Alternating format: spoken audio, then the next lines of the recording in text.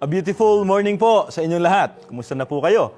Sana ay laging maayos po ang inyong kalagayan. Sino po ang mahilig sa inyong mag-browse sa internet ng latest happenings worldwide?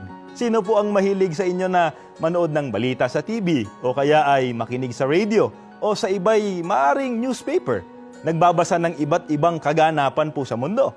Mapapansin natin, talamak po ang kasamaan sa daigdig. Kaya nga, may itinuturo po ang Biblia ukol dyan, dito po sa Efeso 5:15 hanggang 16, pakinggan po ninyo.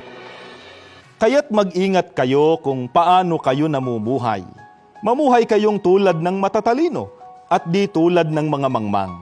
Samantalahin ninyo ang bawat pagkakataon na kayo'y makagawa ng mabuti, sapagkat punong-puno ng kasamaan ang daigdig ngayon.